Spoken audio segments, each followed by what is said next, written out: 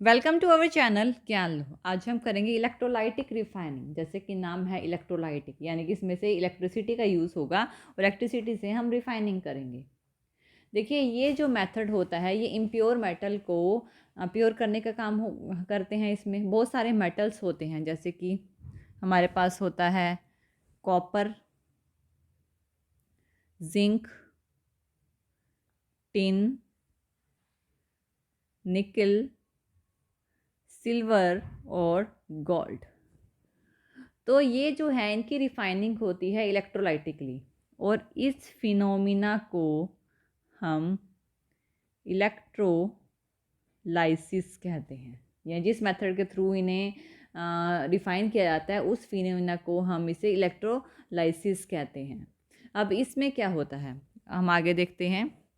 इस मेथड में ये हमारा देखिए, इस फिनोमिना में हमारे पास ये इलेक्ट्रोलाइसिस पे बेस्ड है। तो इसमें एक क्रियर्ड मेटल लेते हैं, जैसे कि ये है हमारे पास क्रियर्ड मेटल।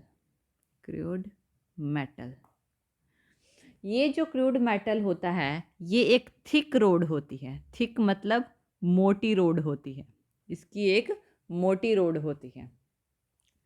और ये जो होती है, ये जो मेटल होता है ये एनोड, ये जो जिस जहाँ पे ये होती है इसे एनोड बोलते हैं। इस पे पॉजिटिव साइन होता है। और दूसरी साइड अगर हम उसके ऑपोजिट साइड लें तो उसके उल्टी एक थिन शीट, यहाँ पे प्योर मेटल होता है, प्योर मेटल लिया जाता है। और इसकी मोटी रोड नहीं होती, इसकी जो शीट होती है ना वो थिन होती है, यानी कि पतली शीट होती है। जिसको क्रेड मेटल, उस वो मेटल जिसको हमने रिफाइन करना है, जिसके अंदर इम्प्यूरिटीज़ हैं, इसके अंदर इम्प्यूरिटीज़ होती हैं। और जो जो मेटल यहाँ पे लिया जाता है उसी मेटल की पतली शीट दूसरी साइड ली जाती है, प्योर मेटल की थिन शीट ली जाती है। और ये जो होती है ये कैथोड होती है। इस पे यहाँ पे देखिए नेगेटिव साइन होता है। अब एक एक्वस सॉल्यूशन लिया जाता है, इसमें एक एक्वस सॉल्यूशन होता है। यहाँ इसके बीच में जो होता है एक्वस सॉल्यूशन होता है। ये कोई सॉल्ट सॉल्यूशन हो सकता है। यहाँ पे एक एक्वस सॉल्यूशन होगा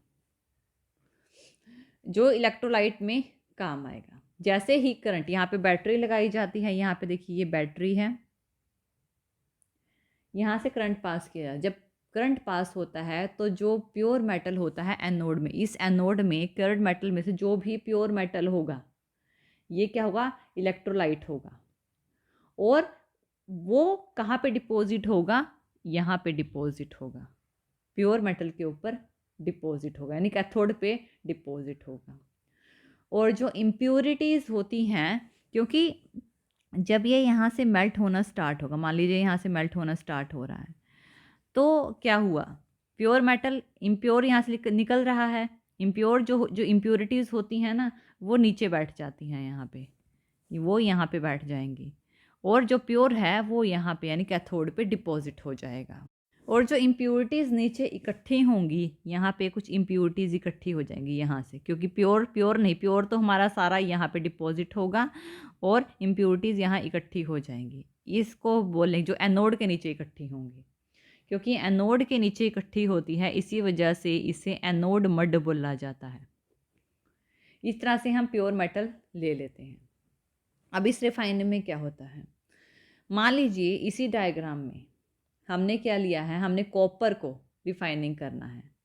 तो यहाँ पे जो क्रियर्ड मेटल है ये कॉपर का क्रियर्ड मेटल लिया है, और दूसरी साइड कॉपर की ही एक पतली सी शीट ली है जिस पे वो डिपॉजिट होगा जो भी इलेक्ट्रोलाइट होगा। इलेक्ट्रोलाइसिस होके जो भी कॉपर निकलेगा वो कैथोड पे जाकर डिपॉजिट हो जाएगा।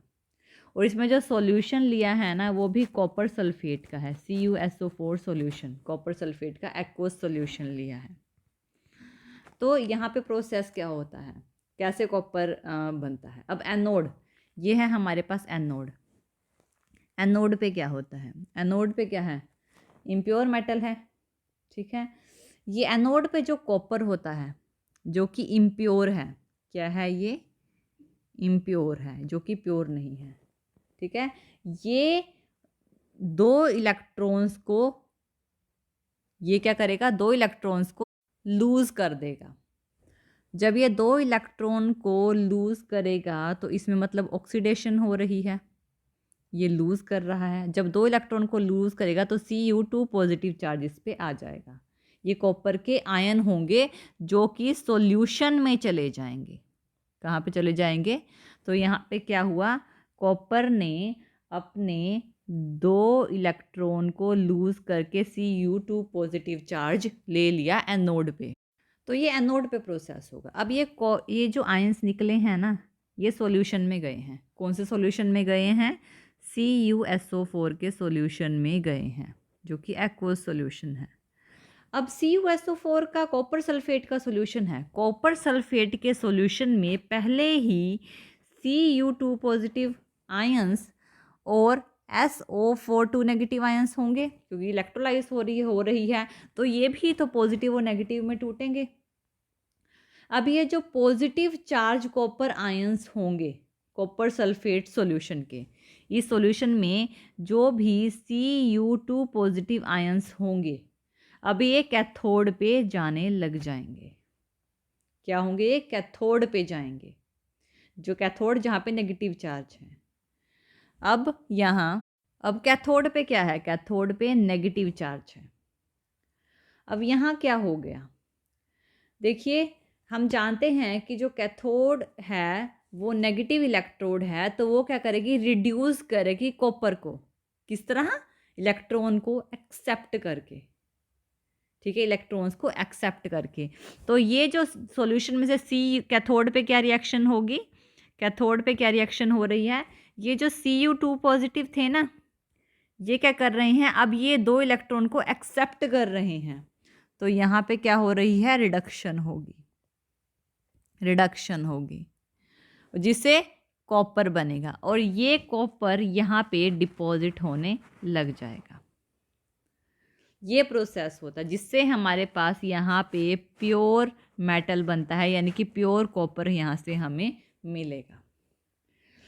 अब ये जो प्रोसेस है कब तक चलेगा? ये प्रोसेस कंटिन्यूसली चलता रहता है तब तक जब तक कि ये वाली जो रोड होती है ना, ये पतली पतली और पतली ना हो जाए, यानी जब तक ये ख़त्म नहीं हो जाती, थिनर बहुत ज़्यादा कम ना हो जाए, क्योंकि इसमें से जो सारी इम्प्योरिटीज़ है वो नीचे बैठ जाती हैं और प्योर कॉपर निकल कर डिपॉजिट हो जाता है, जैसे कि मैंने आपको इन 3 इक्वेशंस में बताया है।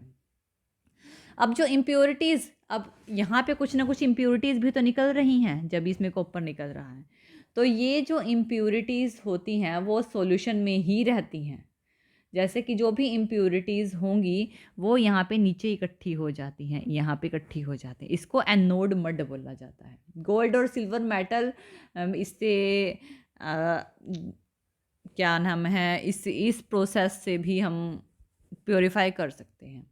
लेकिन कई बार ऐसा होता है कि हमारे पास कोई क्रेड मेटल है यानी कि इम्प्योर मेटल है।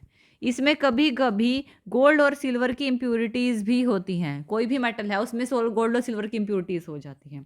तो ये जो एनोड मड इकट्ठा होता है ना, इसमें से फिर उन इम्प्योरिटीज़ को हम सेपरेट कर लेते हैं जो भी हमें चाहिए होता है। तो इस तरह से हम प्योरीफिकेशन करते हैं। इसके अलावा इसमें अलग मेथड्स भी होते हैं। ये तो हमारे इलेक्ट्रोलाइटिक मेथड है। इसके अलावा हमारे पास जोन रिफाइनिंग भी होती है या फिर वैन अर्कल मेथड भी होता है। इन मेथड के थ्रू भी हम रिफाइनिंग कर सकते हैं, लेकिन ये मेथड क्या नाम है, आगे फर्दर हायर क्लासेस में होते हैं, तो आपके लिए अभी इलेक्ट्रोलाइटिक मेथड ही सफिशिएंट है। तो ये आपका इलेक्ट्रोलाइटिक मेथड होता है। हमने यहाँ पर कौन कौन सी इक्वेशन के एक एनोड की है, और जो सॉल्यूशन में होता है वो क्या होता है, और जो कैथोड पे होता है वो क्या होता है। एनोड क्या दो इलेक्ट्रॉन्स को क्या करता है, ऑक्सीडेशन होती है, ठीक है ना, ऑक्सीडेशन होती है इम्प्योर में से, लूज़ करता है अपने इलेक्ट्रॉन्स को, यहाँ पे वो इलेक्ट्रॉन गेन हो जाते हैं। तो इस तरह से हमारी रिफाइनिंग होती है। तो ये इलेक्ट्रोलाइटिक रिफाइनिंग होती है। तो थैंक यू ये वीडियो देखने के लिए। और ज़्यादा अपडेटिंग वीडियोज़ के लिए आप हमारे चैनल ज्ञान लो पर हमें सब्सक्राइब कर सकते हैं। Thank you.